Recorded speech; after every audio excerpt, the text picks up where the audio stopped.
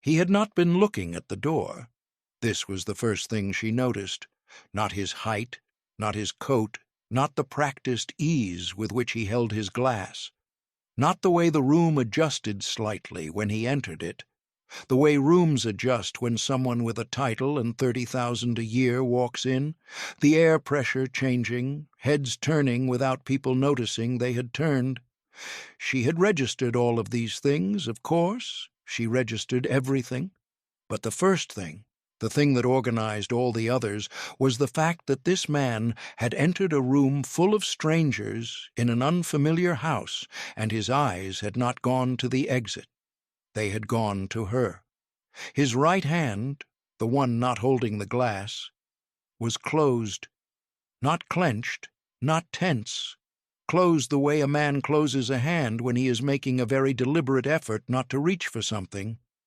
His thumb pressed against the inside of his first two fingers in a gesture so small and so habitual that nobody in the room would have noticed it. Nobody except Evangeline Ashton. She also noticed the way he stood 1 inch further from the nearest wall than everyone else in the room, a positioning that looked casual and was not. She noticed that he had spoken to 3 people in the last 8 minutes, all of them briefly, all of them standing in positions that gave him a clear sight line to the entrance hall. He was scanning the room, he was mapping it, but he had looked at her first. She pressed her own hand flat against the fabric of her skirt. "Stop!" Her mother's voice, not in the room. Her mother had been dead for 4 years. But the voice was there regardless, the way voices are when they have been heard often enough and early enough that they become part of the internal architecture of a person's thinking. Part of the walls. Stop looking like that. Stop seeing things. Smile. Say something appropriate. Be somewhere else in your mind, but never, never let anyone see that you are somewhere else. Evangeline smiled. She said something appropriate to the woman standing beside her, a baronet's wife whose name she had already catalogued and set aside, a woman who wanted to talk about the weather and the upcoming assembly at Harrington House and the scandalous new gowns appearing in the London fashion plates. She said the right things. She made the right noises. She had been making the right noises for 31 years. Across the room, the Duke's closed hand opened. His thumb released. His eyes found her through 17 other people. He had not been looking at the door. He had been looking at her. "Can I tell you something? There is a particular kind of exhaustion that comes not from doing too much, but from being too careful. The exhaustion of a woman who has spent her entire life editing herself, not because she has nothing to say, but because she has been taught, with love, with fear, with the daily accumulated evidence of a world that does not forgive unusual. Women that what she has to say is dangerous. Not wrong, not false. Dangerous. There is a difference. Tonight's story is about that exhaustion, about a woman who learned to perform ordinary so completely that by the time she was 31, even she sometimes forgot what was underneath. And about a man who arrived in a Hampshire drawing room in the autumn of 1857 and recognized her in the first 8 minutes. "Welcome to Duke of Hearts Romance. I am so glad you are here tonight. Before we begin, tell me where you are listening from. Your city, your country, the time of day. Drop it in the comments below. Whether you are curled in bed with the lights turned low, or sitting in a quiet room after everyone else has gone to sleep, or listening while you do the work that never quite finishes, you are not alone tonight. We are all here together.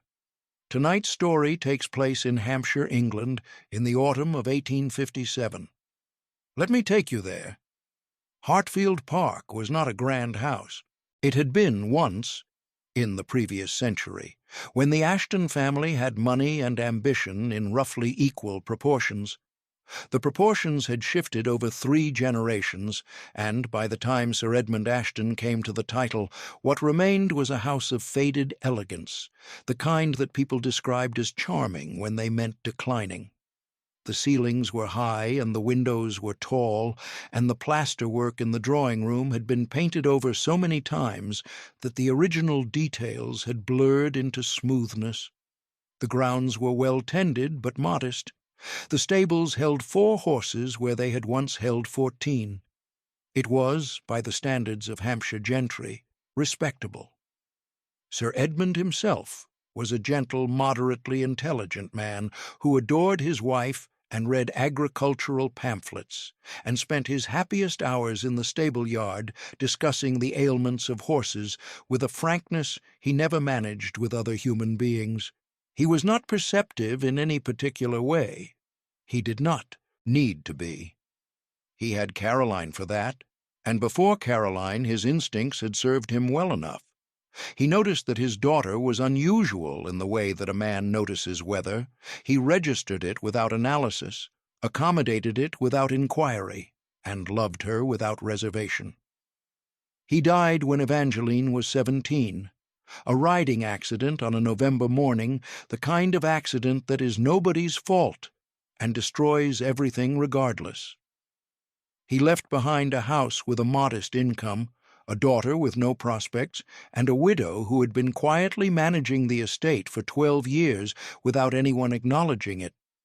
Lady Caroline Ashton, Sir Edmund's widow, Evangeline's mother, had died in this house 4 years ago, in the bedroom at the end of the east corridor, in the February of 1853.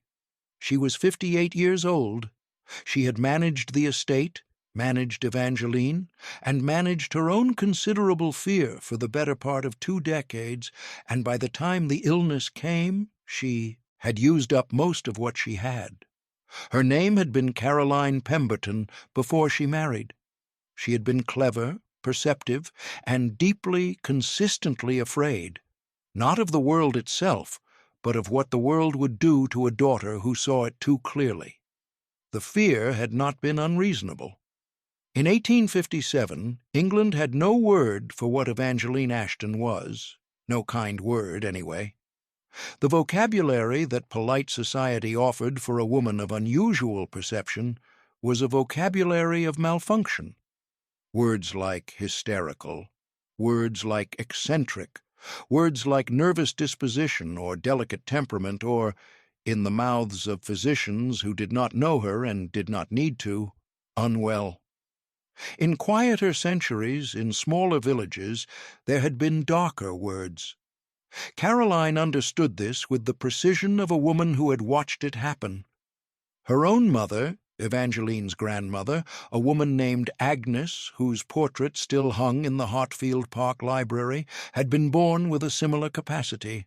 Agnes had been the daughter of a rector in Wiltshire. She had, at 34, correctly identified a man in her village as having embezzled funds from the parish relief account. She had said so, clearly and with evidence, at a public parish meeting, one of those open assemblies where the business of the village was meant to be heard by all. The man had not been prosecuted. Agnes had been brought before a magistrate on the charge of causing public disturbance through malicious accusation. The charge was dropped when the embezzlement was eventually discovered, a full 3 years later, by accident, by someone who had not been looking for it. Agnes had been 37 by then. She was never received in the village again. She died at 41, and the rector, who had watched the entire proceeding from a safe distance, delivered the eulogy with a warmth that struck everyone present as slightly too late. Caroline had been 10 years old when it happened. She had watched her mother's face at that parish meeting, the composed face, the steady hands, the expression of a woman who knows she is right and knows with equal certainty that being right is not going to be enough.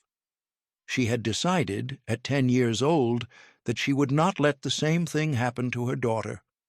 And then Evangeline was born. Evangeline was born in June of 1826 with her mother's eyes and her grandmother's perception and a disposition that made both her parents, within her first 2 years of life, quietly aware that they had produced a child who was going to require careful management. Not because she was difficult. She was not difficult. She was attentive and curious and warm, the kind of child who sat very still in corners at adult gatherings and absorbed everything with the focused interest of a naturalist observing a species in its habitat. By the time she was 5, she had learned to make adults uncomfortable without knowing she was doing it. It happened in small ways at first. She would say, with the simple accuracy of a child who does not yet understand that accuracy is threatening, things like, "I think Mrs. Calloway is sad about something," when Mrs. Calloway had told no one and showed nothing that an adult would have noticed. Or she would stop a conversation by observing in a clear and reasonable voice that the man her father was speaking to was angry about something he had not said. She was always right. This was worse than being wrong. Wrong could be corrected, explained away, attributed to imagination or imprecision. Right left no such avenue. Right had to be managed. Her mother managed it.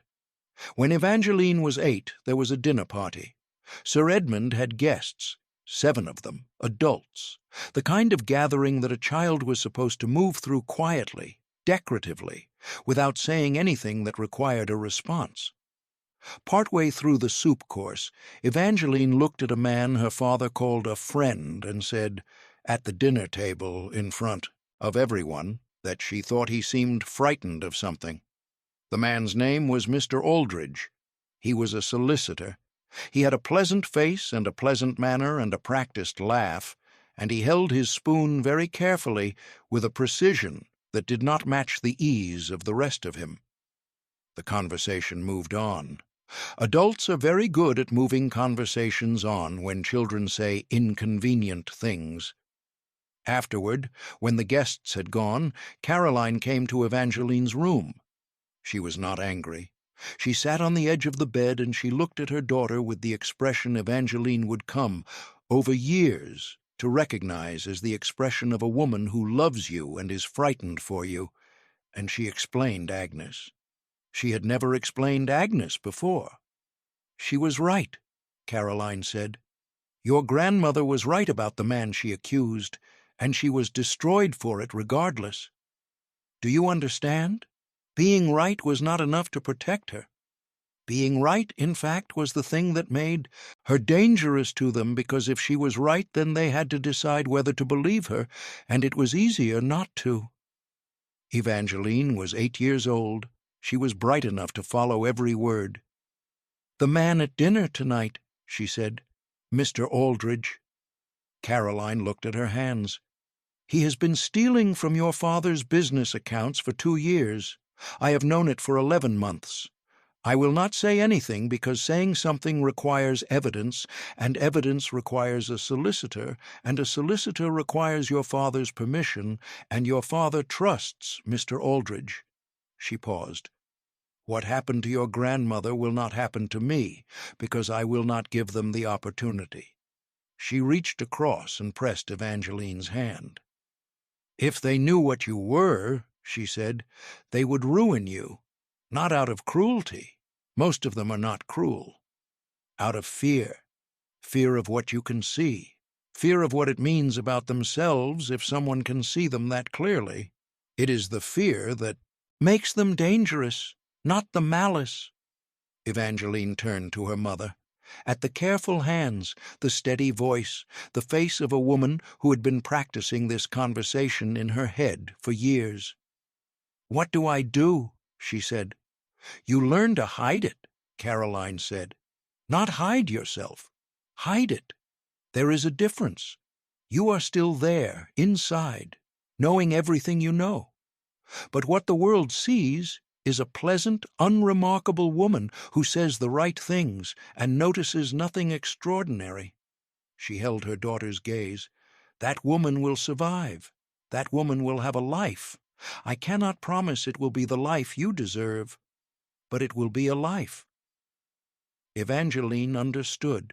She was 8 years old. She began to learn. She was a good student. She had always been a good student. By the time she was 12, she could sit through an entire dinner without a single expression crossing her face that she had not deliberately placed there. By 15, she had developed a resting expression of pleasant vagueness so thoroughly convincing that her governess wrote in her quarterly report that Evangeline was a sweet girl, though perhaps not the sharpest of minds. By 18, she could listen to a man say something false with a smile that gave nothing away and a nod that suggested she had believed him entirely. She was, by every available measure, an ordinary English girl of ordinary intelligence and agreeable disposition. She was also, at any given moment, reading the room with a precision that would have alarmed everyone in it. Caroline watched all of this and was proud and heartbroken in equal measure, the way parents are when they have protected their children well and cannot quite forgive themselves for what the protection required. The suitors came and went. Caroline had hoped, quietly and persistently, that there existed somewhere in England a man whose perception matched Evangeline's, a man who could be read without being frightened by the reading, who would understand what he had and not feel threatened by it. She had never met such a man, and as she grew older, the hope receded to the category of things believed in the way you believe in good weather. Not because evidence supports it, but because abandoning the belief entirely seems unnecessarily grim. Mr. Hargreaves left the dinner party after 40 minutes. Lord Finlay invented a pressing engagement.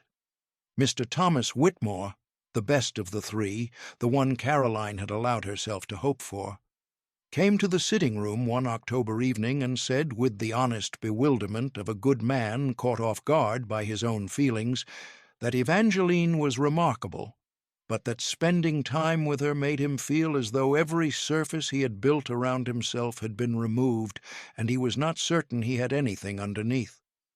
Caroline thanked him. She gave him brandy.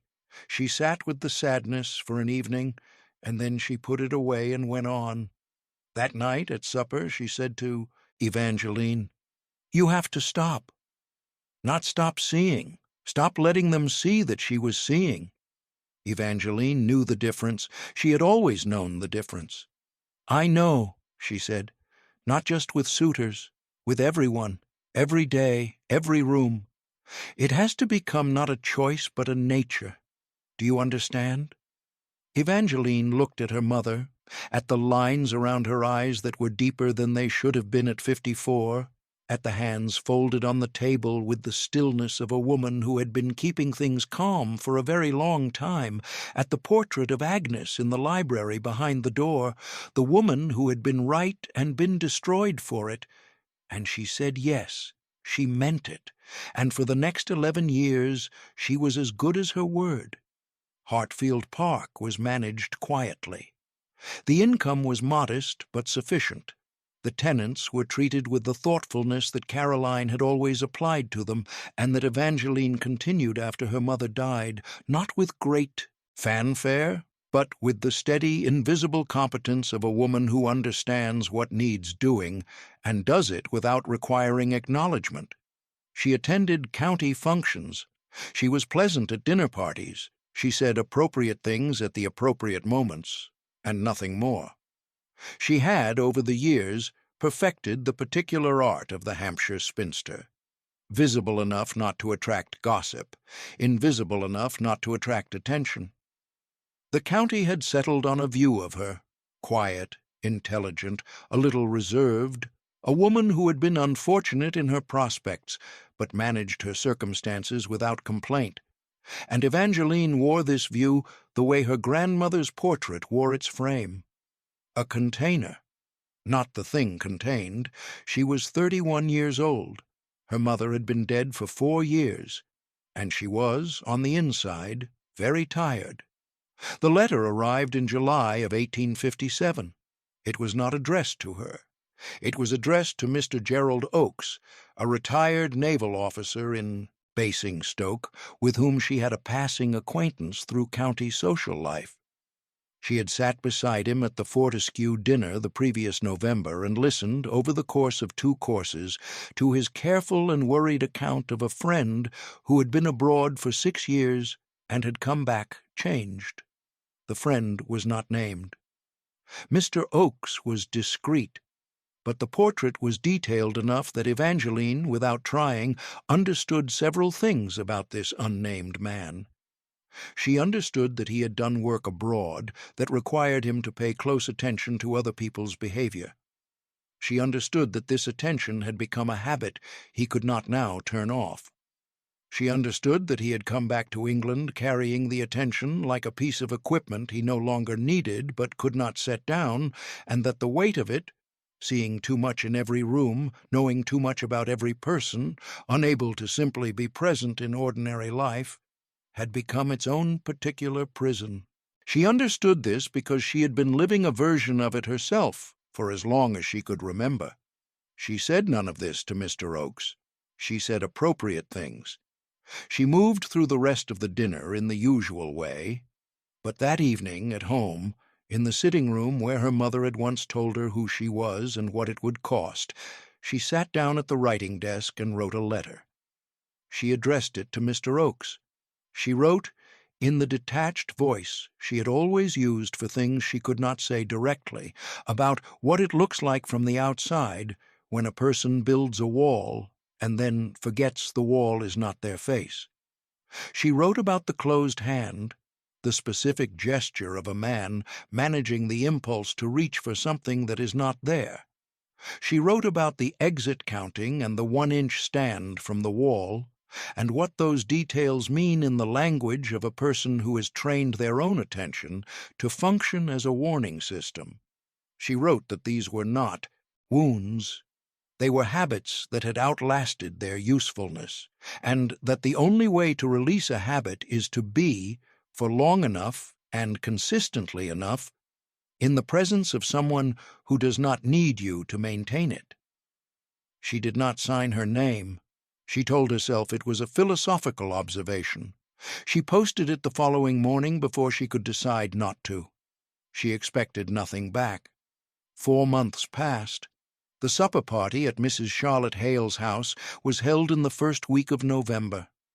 Charlotte was a widow of 50, with a warm house, good food, and a talent for assembling 12 people who would actually enjoy each other's company, which was a rarer gift than it sounds in a Hampshire autumn.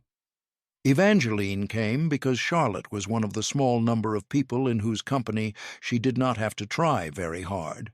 They had known each other for 7 years, long enough for the performance to have relaxed into something closer to actual friendship. Charlotte knew. Evangeline was sharper than she appeared.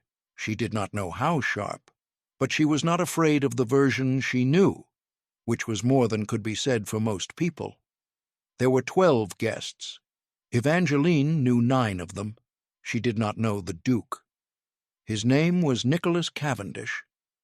She gathered this from the ambient conversation of the room in the way that information travels through a small gathering.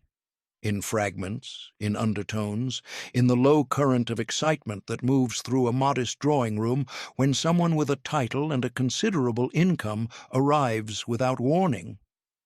He had come with Mr. James Hale, Charlotte's nephew, and was described variously as recently returned from abroad, unmarried at 38, and in possession of an estate in Wiltshire that had been managed in his absence by a series of stewards with varying degrees of competence. He had been abroad for 6 years. Nobody seemed to know exactly what he had been doing. Evangeline sat with this information alongside what she was observing, the closed hand, the systematic scan, the 1 inch from the wall, and she understood, with the quiet certainty she had been living beside since childhood, that the man across the room was Mr. Oakes's friend. She set down her glass with perfectly steady hands. This was, she thought, considerably more than she had bargained for. The evening proceeded as evening social gatherings in Hampshire proceeded. Supper was served, wine was poured, Conversation moved through the usual circuits: local news, the London season, the question of whether Lord Somebody's eldest daughter would make a match before the new year. Evangeline performed her part in all of this with the fluency of long practice. Evangeline did not approach him. He did not speak to her. At the end of the evening, he left with Mr. Hale at a reasonable hour, the hour of a man fulfilling an obligation without overstaying it. He made his farewells with the polished efficiency of someone who has attended a great many social gatherings and knows how to exit them cleanly. At the door, he paused. 3 seconds. He looked at her. Not the social glance, not the assessment that men directed at women in drawing rooms, the sweep that measured and classified and moved on. Something with more weight in it than a first glance should contain. 4 months of weight, perhaps. The weight of a man who had spent 4 months identifying the author of a letter and had, in the last 2 hours, found her. Then he was gone. Evangeline stood in Charlotte Hale's drawing-room with her hands perfectly still and thought, with more clarity than was strictly comfortable, that she had made a significant error in not signing her name. Now, if you are still here with me, I am glad.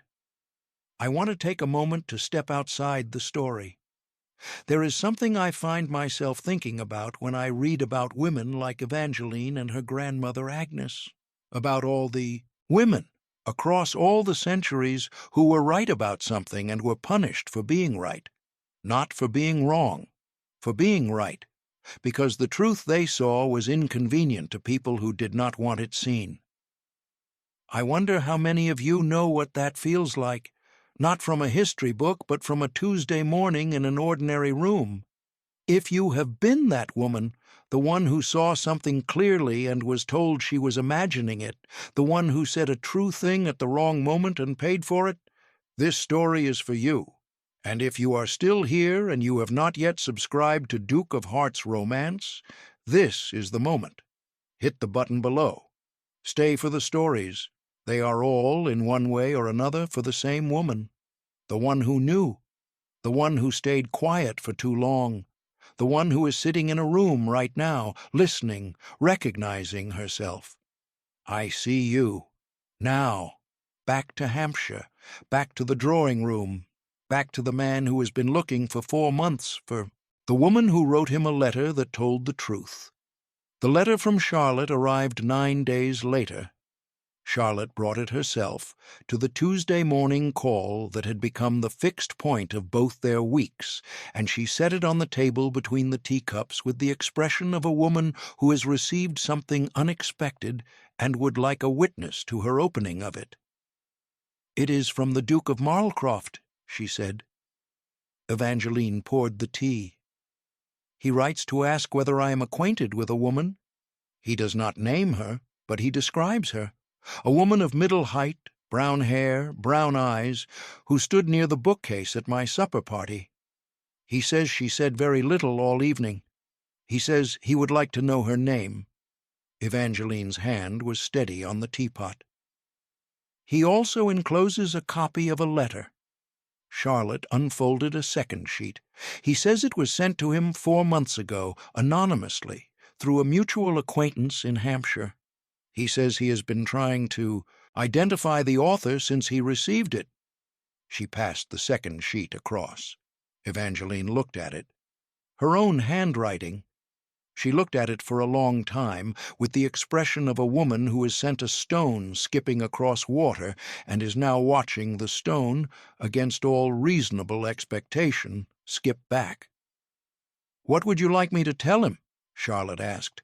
The tea had gone cold. Evangeline looked at the window. The November light came through the tall glass and lay across the worn carpet and the empty chair where her mother used to sit, and she thought about 31 years of performing ordinary, and about the 4 months that had passed since she posted a letter she had told herself was a philosophical observation, and about the look on a man's face at a drawing-room door that contained, unmistakably, 4 months of recognition. He already knew. That was the thing. He had read the letter, and he had come to Hampshire and stood 1 inch from the wall and watched her, for an evening without introducing himself, and when he left, he had looked at her as though the search were over. He had not been afraid of what he found. She had waited her whole life to see what that looked like. "Tell him my name," she said.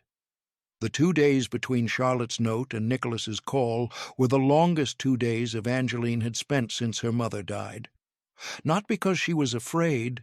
She had lived with fear long enough to recognize its texture, and this was not it. It was something less familiar and, in its way, more unsettling. The specific alertness of a person who has done a thing they cannot undo and is waiting to find out what it has set in motion. She managed the estate accounts on the first morning. She wrote 3 letters, answered 2, and pruned the kitchen garden with a thoroughness that Annie observed without comment from the doorway. She read 40 pages of a novel she had been meaning to finish for 6 weeks and retained none of them. She went to bed at 10 o'clock and lay awake for 2 hours in the deep stillness of a November country house. The settling of old wood, the rain against the glass, the mouse in the skirting board that had defeated every attempt at removal, and thought about what she had done. She had told Charlotte to give her name to a man she had never spoken to, on the basis of a letter she had sent anonymously, on the basis of a conversation she had overheard at a dinner party, on the basis of a 2-second interval she had noticed in the face of an Austrian attaché she had never met, as described by a retired naval officer over a soup course. It was, when laid out in sequence, a remarkable chain of causation. She had also, in so doing, given her name to a man who had spent 4 months trying to find the author of a letter that described him with a precision that no stranger should have possessed. He would know, when Charlotte gave him her name, that she was the author. He would know that she had identified him from a description. He would know that she had read him, the closed hand, the exits, the 1 inch from the wall, across a drawing-room in the first 8 minutes of their acquaintance. He would know what she was.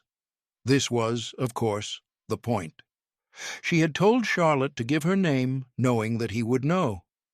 The decision had been made in the space of a breath beside Charlotte's cold teapot, and it had been the right decision, and she knew it had been the right decision, and she was still lying awake at midnight because knowing you have made the right decision does not make the waiting easier. On the second morning, Annie appeared in the doorway of the sitting-room at 8:30, with the expression she reserved for significant information delivered with maximum economy. "He is in the village," Annie said. "Yes? He rode from Wiltshire this morning. According to Mrs. Henley at the post office, who spoke to the ostler at the White Hart, who saw the horse." A pause. "He arrived at 7 o'clock. 7 o'clock. He had ridden through the November dark." "Thank you, Annie," Evangeline said. She finished the letter she was writing. She tidied the desk. She folded her hands and looked at the window for a moment, at the gray morning and the bare elm and the kitchen garden she had pruned into submission the previous afternoon. Then she rang the bell and asked that the drawing-room be made ready for a caller at 3 o'clock. Precisely 3 o'clock, which was the correct hour for a call. He was shown into the drawing-room by Annie, who managed the introduction with the absolute composure of a woman who had spent 15 years in Evangeline's service and was not surprised by very much any more. He sat in the chair across from Evangeline, the chair that had been empty since her mother died, set at the angle Caroline had preferred, angled toward the window and the garden beyond, and he settled into it with the ease of a man who does not feel the need to perform. He watched her the way he had watched her across Charlotte Hale's drawing-room, steadily, without pretense, with the full attention of a man who has spent 4 months thinking about this moment. "Miss Ashton," he said. "Your Grace." He looked around the room, exits, light source, the position of the door. She watched him do it. He noticed that she was watching. A pause. "You know why I do that," he said. "Yes." "Because you do something similar." Not exits, she said. People. He was quiet for a moment. Outside, the first of the winter rain moved through the garden, gentle and persistent, the kind of Hampshire rain that does not announce itself, but simply arrives and stays. "You wrote me a letter," he said. "I wrote Mr. Oakes a letter. He forwarded it. He said he thought I needed to read it. He was right." A pause. "How did you know?" "At the Fortescue dinner in November of last year, Mr. Oakes described you without naming you. He was worried about a friend who had come back from 6 years abroad and was not himself." She looked at the rain against the window. "I recognized the description, not the specifics, the shape of it." "The shape?" "A person who has trained their attention to function as surveillance and cannot turn the training off. Who scans rooms because rooms have become things to be assessed. Who stands at angles that give sightlines to exits. Who knows, at any given moment, exactly where every person in the room is standing and what they are doing." She looked at him directly. "Who holds his hand closed, because reaching for things is a habit that has become associated with risk." The room was very still. "I have never," Nicholas Cavendish said, "met anyone who could read that." "No," she said, "you would not have." "Why not?" "Because the people who can read it learn very early not to say so." He came back the following Tuesday, and the Tuesday after that. They did not formalize it.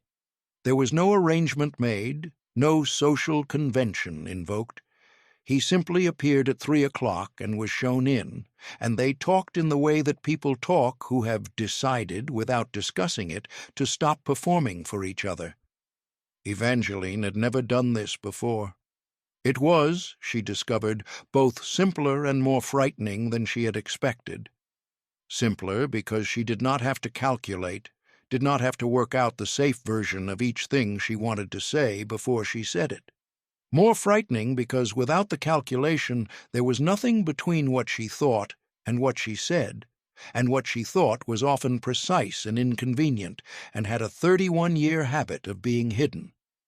Nicholas absorbed it without alarm. This was the thing she had not been prepared for. Not the fact of his patience. She had identified patience in the architecture of him within the first 30 minutes of their acquaintance, but the specific quality of it. He did not absorb her observations the way people absorbed uncomfortable truths, bracing against them, looking for somewhere to put the discomfort.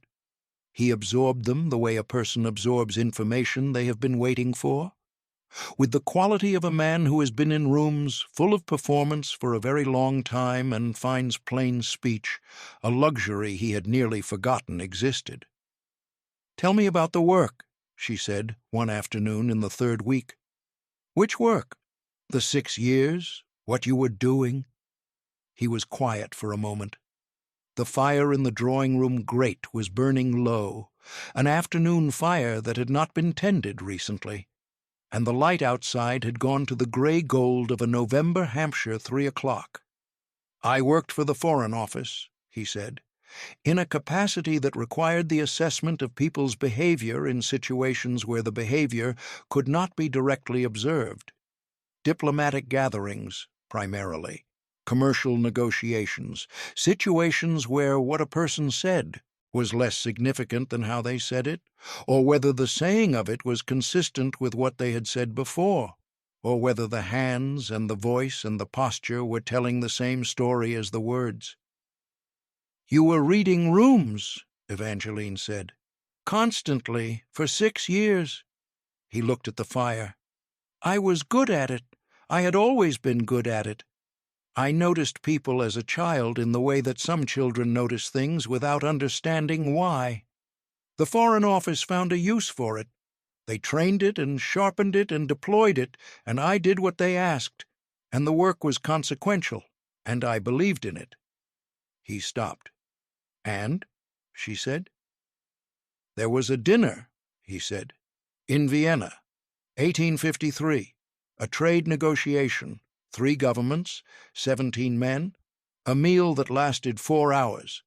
My function was to observe and report, not to participate, to sit at the far end of the table and watch. He looked at his hands. There was a man across from me, an Austrian attaché named Brenner. He had been one of the central figures in the negotiation for 2 weeks, competent, well-prepared, a man who had done this many times before.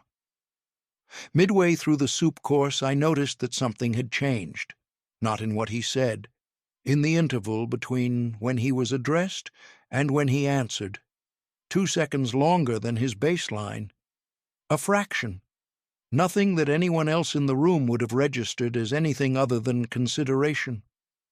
But you registered it, Evangeline said. I registered it, and I understood it, and I sent a note to my supervisor that evening saying that Brenner had received information that afternoon which had altered his position and that we should expect him to withdraw from the negotiation within 48 hours on grounds of a procedural objection. He paused. He withdrew the following morning. The objection was procedural. She was quiet. My supervisor was pleased, he said. The mission was considered a success. I received a commendation.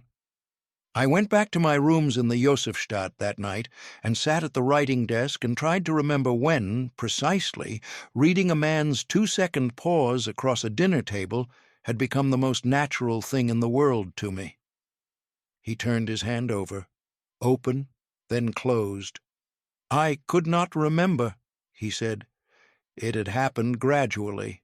A year into the work, I had noticed I was reading rooms I was not supposed to be working in. Dinner parties, evenings at my club, conversations between friends. The training had extended itself, without my directing it, into every room I entered. I reported it to my supervisor at the end of year 2 as something I thought he should be aware of. He told me it was excellent news, exactly what they had hoped for. He considered it a feature, Evangeline said. He considered it a feature. I was less certain. By year 4, I had developed the habit of arriving at social gatherings and immediately finding the position in the room that gave me the best sightline while minimizing my own exposure. He paused. I did not realize I was doing it until a friend pointed it out. She said it with kindness, but the kindness had an edge. She said that talking to me had begun to feel like being interviewed. Evangeline looked at the brass ring on her right hand, her mother's, worn since childhood, the one thing she had never been asked to remove. She understood this in a way that the friend, however kind, had not been able to. She was not wrong, he said. That is what the work had made of me. A man who interviewed rooms, who could not sit at a table without the table becoming data, who looked at the people he cared about and could not stop seeing what they were carrying beneath the surface. He was quiet for a moment. That is a very lonely way to live. You know this. Yes, she said. That is what the work was, he said. Reading 2 seconds of silence and being right. Over and over for 6 years being right. And at some point I stopped being able to turn it off, the way you cannot unhear a sound once you have learned to listen for it. I came back to England and I sat in a drawing room in London and I looked at 30 people I had known for years and I could not stop seeing them. Every discomfort, every managed performance, every small cruelty dressed as affection. I saw all of it, and I could not turn it off, and I could not pretend I could not see it, and so the only remaining option was to stop going into rooms. But you came to Hampshire, she said. Mr. Oakes sent me a letter, he said, with a letter enclosed, which described, with a precision I found slightly alarming, the exact architecture of what I had built. He met her eyes. It also said something I have not been able to put down, that the closed hand is not a wound. It is a habit that has outlasted its usefulness, and the only way to release a habit is to be in the presence of someone who does not need you to maintain it. He looked at his hand. I have been trying for 4 months to find the person who wrote that." Evangeline looked at the fire, at the room that had been her mother's room and was now hers, the room she sat in every evening after the day's work was done, the room where she had spent 4 years being appropriately quiet and appropriately unremarkable and appropriately ordinary. "You have found her," she said. He was still. "What I wrote," she said carefully, "about the habit outlasting its usefulness." "Yes? I wrote it about you.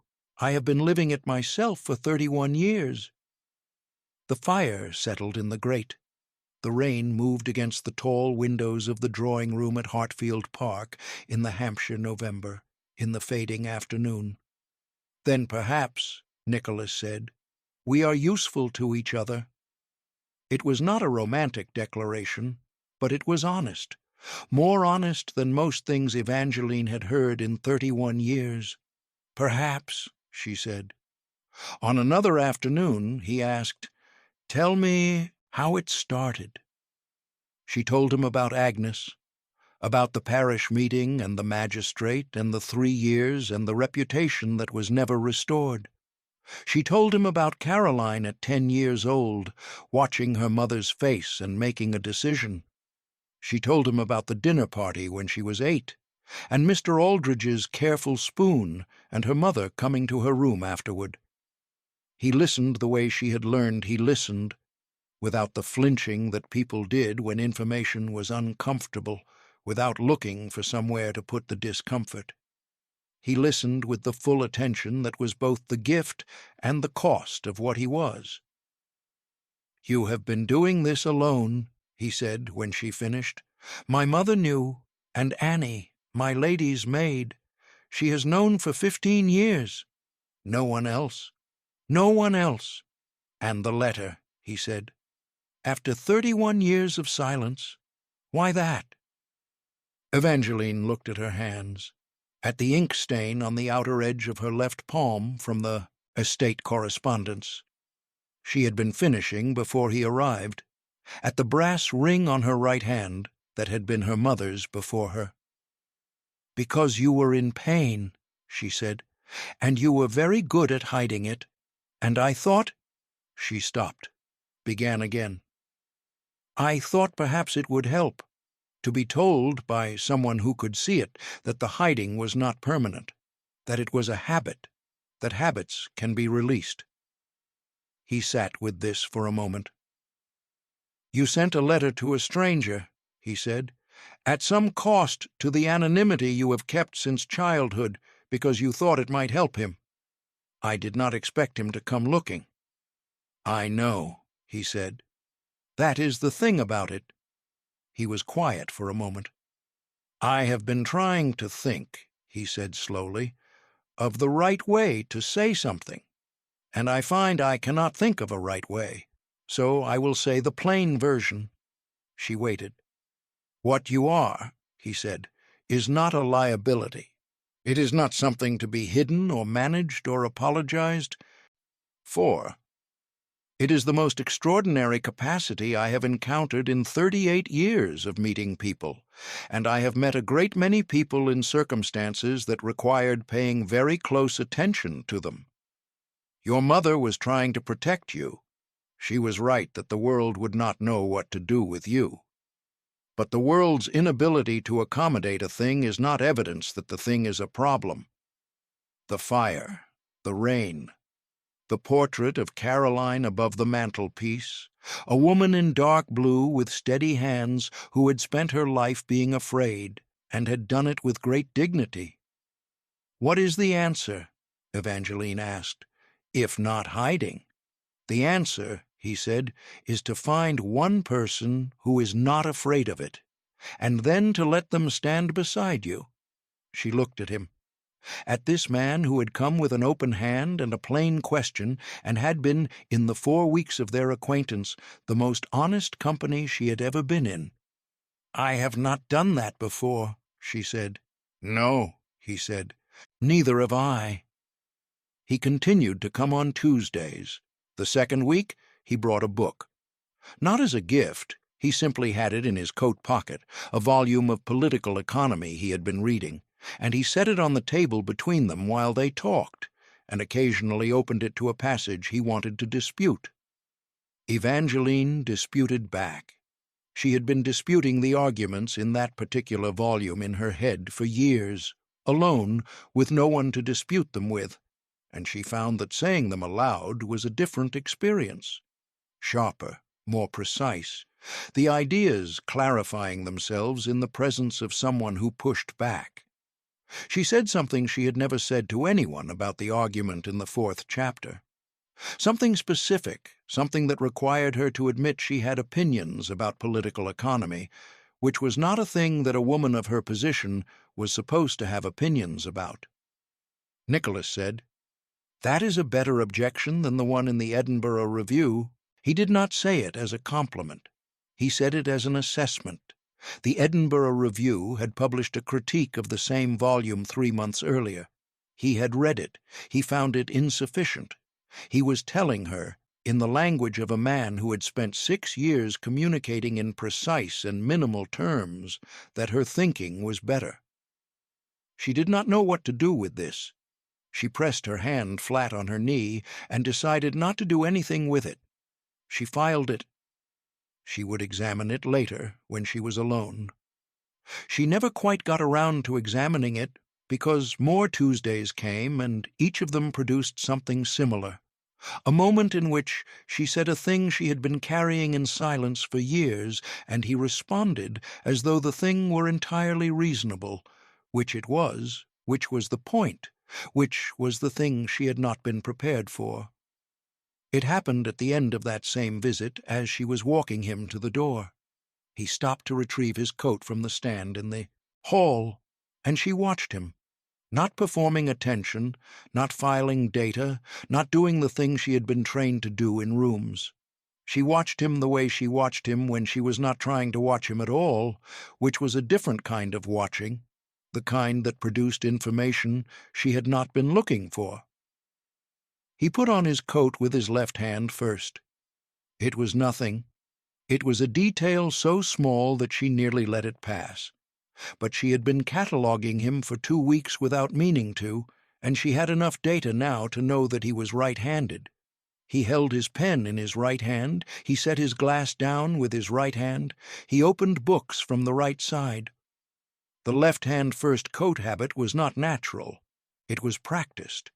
It was the coat habit of a man who had learned, at some point, to use his less dominant hand first in uncertain situations, because keeping the dominant hand free was something his training had made automatic. She stood in the hall of Hartfield Park, and understood, in the space between one breath and the next, that the work had been more physically dangerous than he had told her. She had said nothing. She had said goodbye with the composure she had been maintaining for 31 years, and closed the door and stood in the hall for a moment afterward with her hand flat against the oak, thinking about the things a person does not say when they have learned that saying things has a cost. She understood this very well. The following week she made an observation about a man they both knew slightly, a county solicitor who had been present at Charlotte's November supper. She said it the way she always said things like this, in the careful, measured language she had developed for the rare occasions when she said something true. Oblique, qualified, deniable. Nicholas looked at her, not with alarm, not with the discomfort that had cleared rooms. "Say it plainly," he said. She looked at him. "You are doing it again," he said. "The qualified version. The version that can be taken back. I would like the plain one." It was such a direct request that she nearly laughed. She did not laugh. She was not in the first weeks at the stage of laughing. But something shifted in her face that was adjacent to it, and he caught it, and his face changed in return. She said the plain version. He said, "Yes, I had the same impression at the November supper. I wasn't certain." "I was," she said. "I know," he said. "That is what I find—" He stopped. "That is what I find restful," About this. She filed that, too. One Tuesday in the 5th week, it rained. Not the soft Hampshire rain that came in on the autumn wind and settled into the garden, the hard kind, the kind that rattled the windows and turned the gravel drive to mud and made the house contract around its occupants with the close intimacy of a building that has decided to keep you inside. Nicholas arrived 20 minutes late, which was the first time he had been late, and arrived with his coat dark with rain and his hair disordered in a way that made him look, momentarily, like someone other than a duke. He apologized. Evangeline said it was not necessary. Annie took his coat and brought tea, and left with the expression of a woman performing invisibility. They sat on opposite sides of the fire. It was the 6th week of calls.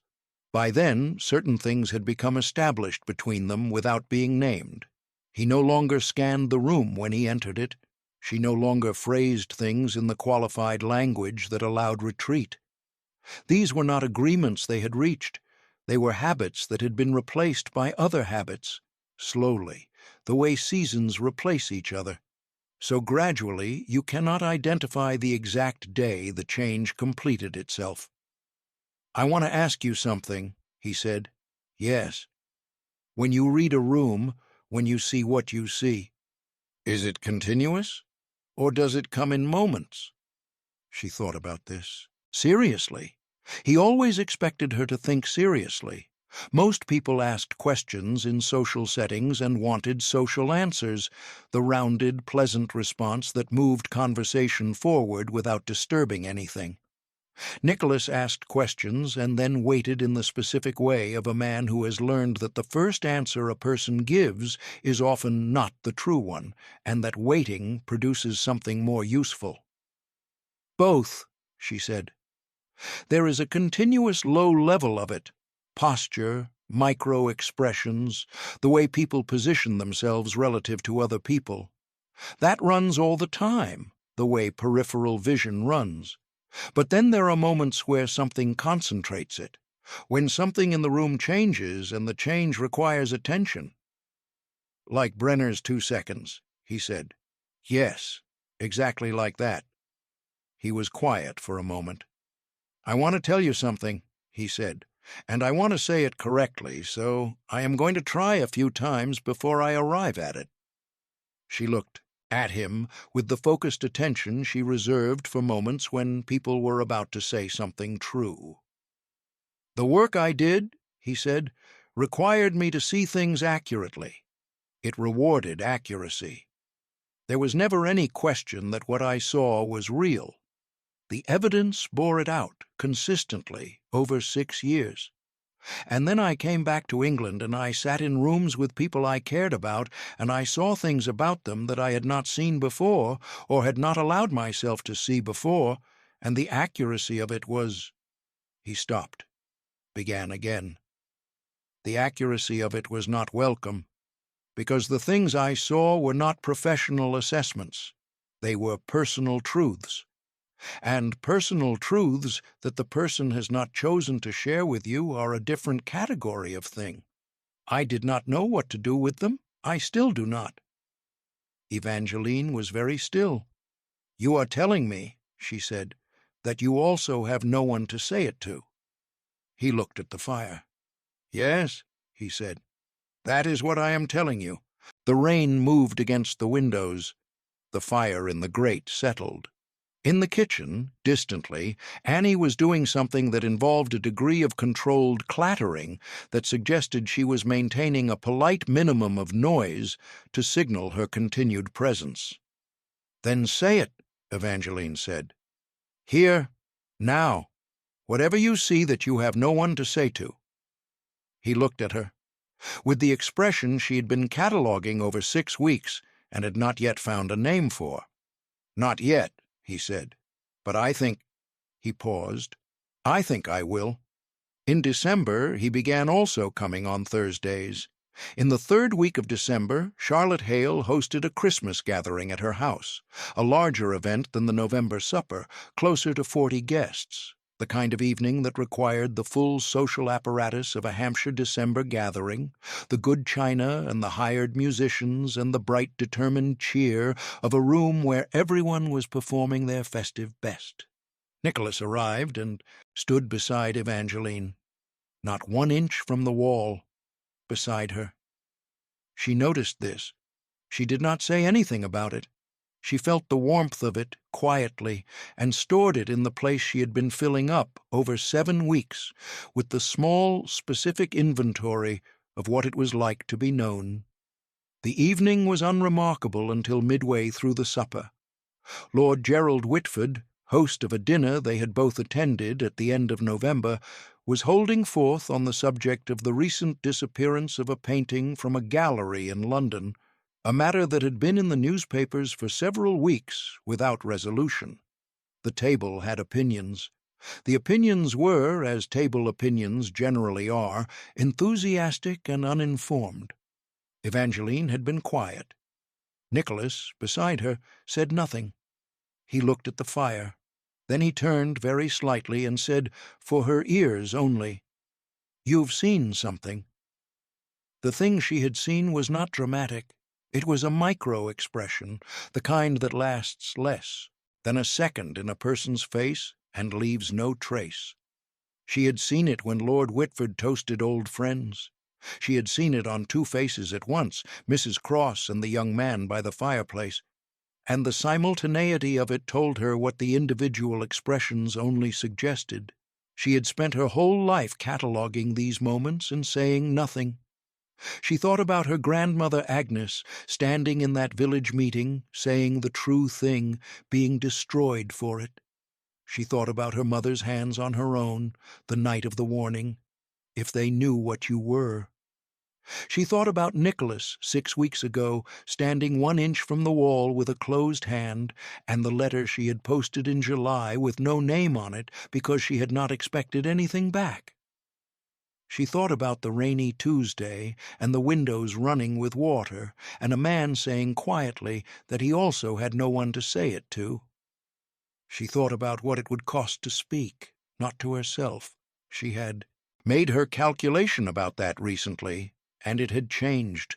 But to Mrs. Cross and the young man, who were carrying something between them that a table of 40 people were eating supper beside without noticing, she thought, they are carrying it alone, the way I have carried things alone, the way Nicholas carried Vienna for 6 years in a closed hand. She thought about Agnes, who had been right and had said so, and had been destroyed by a room that was not ready to hear it. She was not Agnes. This was not a village in Wiltshire in a different century, and this was not a parish accusation with no witnesses but enemies. The Duchess of Hartley was sitting 2 chairs away, a woman of 60 with a dry manner and intelligent eyes, and the county had begun, quietly and without announcement, to bring questions to a woman at Hartfield Park. The room was different now, even if only by degrees, and degrees were what change was made of. Nicholas was beside her, not 1 inch away, beside her. She made her decision. Then she spoke. "The painting was not stolen," she said, clearly enough to be heard by the immediate table. "It was removed by someone with authorized access who intends to sell it privately and has not yet found a buyer." The table went quiet. She continued, "The newspaper reports describe 3 people with access. The gallery assistant, Mr. Harrington, is described in the reports as distressed. I saw Mr. Harrington at a civic function in Winchester last November. He was not distressed. He was managing something. A person distressed by a theft looks one way. A person managing the consequences of their own action looks another way." She paused. "Mr. Harrington was the second." Silence. Sir Aubrey Flint, 63, comfortable, opinionated, opened his mouth. Nicholas said very pleasantly, "Miss Ashton has an unusual capacity for reading situations accurately. I would not argue the point if I were you, Aubrey." Another silence. The Duchess of Hartley, A woman of 60 who had attended the dinner because she was visiting her cousin in Hampshire and had not expected the evening to be interesting, set down her fork and looked at Evangeline with an expression that was not fear and was not discomfort and was not the managed polite interest of a woman performing attention. It was the expression of a person who has just seen something they did not expect and would like to see more of. "Miss Ashton," she said, "have you been right often?" "Yes," Evangeline said. "Always." The Duchess looked at her for a moment. "How extraordinary," she said, and meant it. "Mr. Harrington was found in possession of the painting in the March of 1858.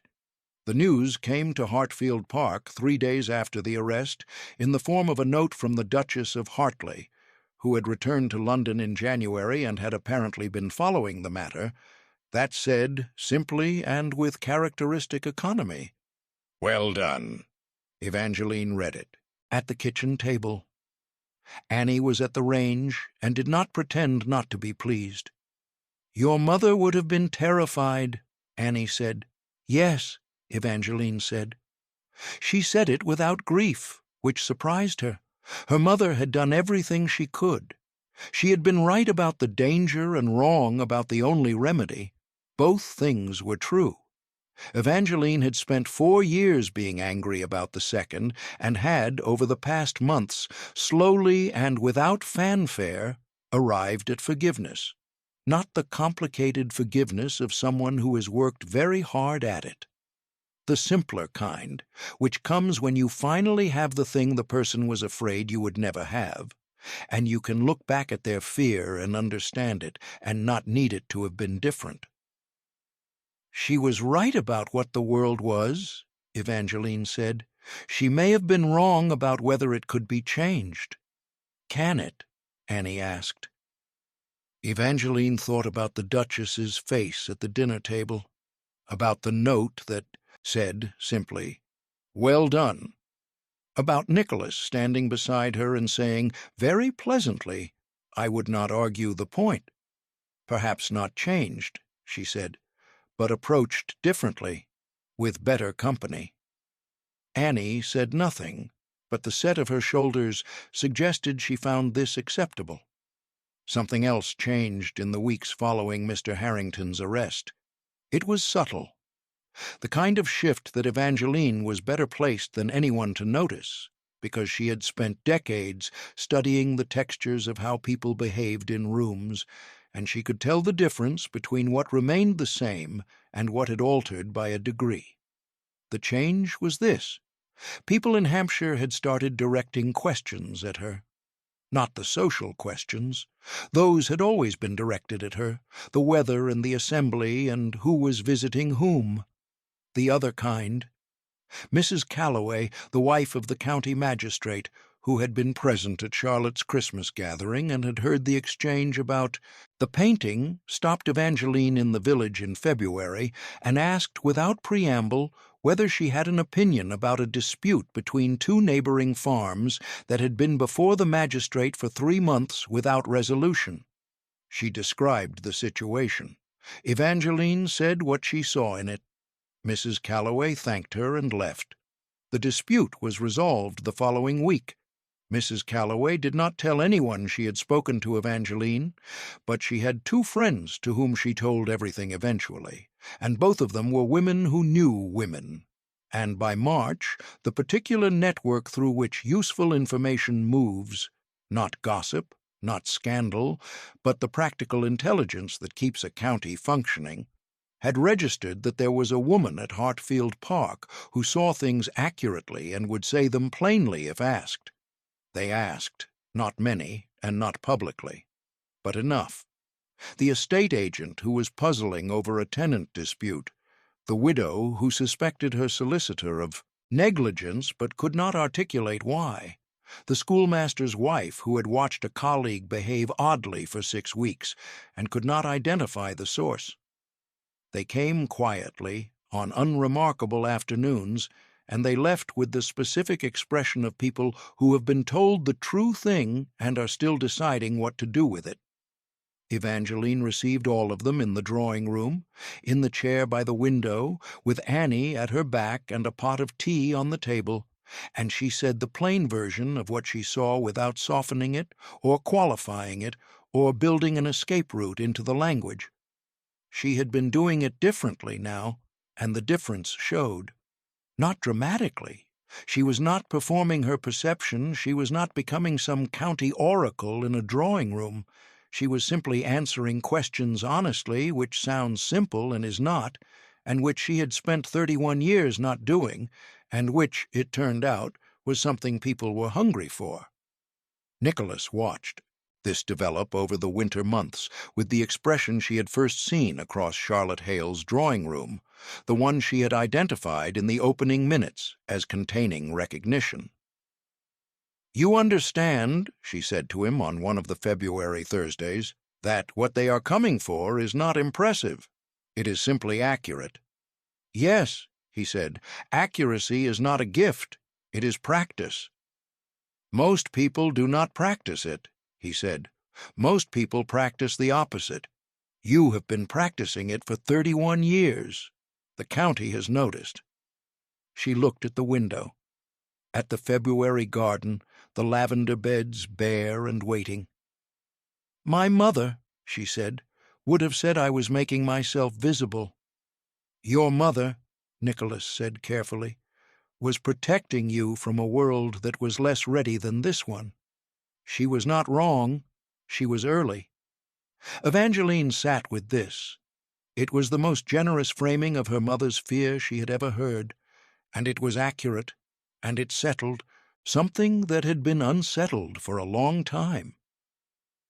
He proposed in April, in the walled garden at Hartfield Park, on a morning when the first herbs of the year were coming up, and the light was low and warm, and Evangeline was crouching beside a bed of early lavender with her sleeves rolled and soil under her fingernails. He brought no prepared words. He did not kneel. He sat on the stone bench beside the lavender bed and waited until she looked up, and then he said the thing he had been working toward since November with the plain directness of a man who has decided that the right language for the most important things is the honest language. "I would like to marry you," he said. "Not because I want to rescue you. You do not need rescuing. Not because you need me to stand beside you in order to stand. You are perfectly capable of standing alone, and you have been doing it your whole life, and you are very good at it." Evangeline sat back on her heels. "Then why?" she said. "Because the last 5 months are the first 5 months in 6 years in which I have felt like myself," he said. "The first 5 months in which being in a room has been something other than a problem to be managed. The first 5 months in which I have gone to sleep without the closed hand and woken up without it." He looked at her steadily. "I believe that is your doing, and I would like to spend the remainder of my life finding out how much of it is." The lavender moved in a small wind. A blackbird, somewhere deep in the garden hedge, was going through the full range of everything it knew. "You are not afraid of what I am," she said. "No. You understand that people will always be slightly uncomfortable around me." "I find," Nicholas said, "that slightly uncomfortable is preferable to entirely numb. I have been entirely numb for 6 years. I do not recommend it." She looked at him, at the open hand on his knee, the thumb loose, the gesture of a man who has set something down. The hand she had read across a drawing-room in November, and understood, in less than a minute, as the map of a person's interior pain. "Yes," she said. He did not look relieved. He looked like a man who has been carrying a weight long enough that setting it down produces not relief, but the feeling of finding out how heavy it was. "One condition," she said. "Yes?" "Annie comes with me." "Of course she does," he said. "I assumed she did." They were married in July at the church in the village below Hartfield Park, in a service that lasted 40 minutes and was witnessed by 12 people. Charlotte Hale sat in the front pew and wept with the specific quality of someone who is crying because something good has finally happened, and the delay was so long that the arrival of the good thing produces an emotion for which English does not have a precise word. Annie stood behind her and did not pretend not to cry either. The Duchess of Hartley had sent a telegram from London that arrived at Hartfield Park that morning, before the service, and was read at the breakfast table by Evangeline while Annie pinned the last of her hair. The telegram said, with the characteristic economy of a woman who had spent 60 years finding the right word for every occasion, "About time." There was no grand reception. There was a wedding breakfast in the garden, in the July warmth, and a drawing-room opened for the afternoon that was full, for the first time in Evangeline's memory, of people who knew what she was and were not afraid of it. 12 people. The exact number required to fill a room without requiring anyone to perform for it. Nicholas found her midway through the breakfast, standing at the drawing-room window with the expression he had learned over 8 months of Tuesdays and Thursdays and one December dinner to read accurately. "What do you see?" he asked. She looked at the 12 people, at Charlotte, who was kind, at Annie, who was loyal, at the Duchess's solicitor, who had come in her stead and was doing his best and not quite managing to look at ease, at 2 neighbors who had known her since childhood and had understood nothing about her but had been consistently decent regardless, which was a form of loyalty that did not require understanding and deserved acknowledgment. "A room full of people who mean what they say," she said. "I have never been in one of those before." He stood beside her at the window, not 1 inch from it, beside it, shoulder to shoulder, in the unhurried way of a man who has arrived somewhere he intends to stay. "Get used to it," he said. 1 year after the wedding, in the summer of 1859, Evangeline received a letter from a woman in London she had never met. The letter was addressed to the Duchess of Marlcroft, and it asked, with the careful hesitancy of a person who does not know how their request will be received, whether she might come to Wiltshire for a few days. The woman's name was Mrs. Eleanor Shaw. She was 53 years old. She had been managing her late husband's estate alone for 8 years. She had, she wrote in careful and somewhat formal language, an unusual ability to understand people. To read them, she said, using the word plainly, as though she had spent many years not using it and had recently decided that the time for euphemism was past. And she had been hiding it her entire adult life. She had heard, she wrote, that the Duchess of Marlcroft might understand what that was like. She did not say how she had heard. She had no need to. The story of a woman who had named a thief at a dinner table and been right was the kind of story that moved through a certain network of women at a certain speed, passed along in letters and drawing-room conversations in the same way that stories about women who are destroyed for being right also move, but in a different direction, toward a different end. Evangeline read the letter twice. She read it third time.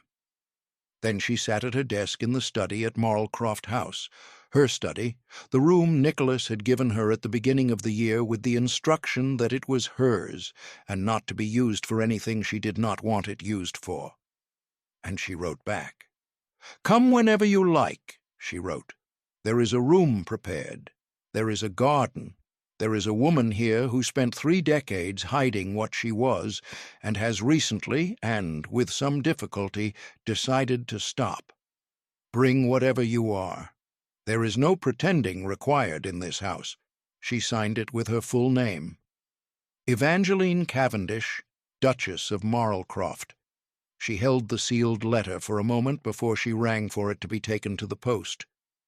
Her mother had been a woman who loved her and was afraid for her, who had taken the evidence of her own mother's destruction and built from that evidence the best protection she could find, who had been right about the danger and wrong about the solution and had never known it and had died not knowing it, and had done her absolute best with what she had.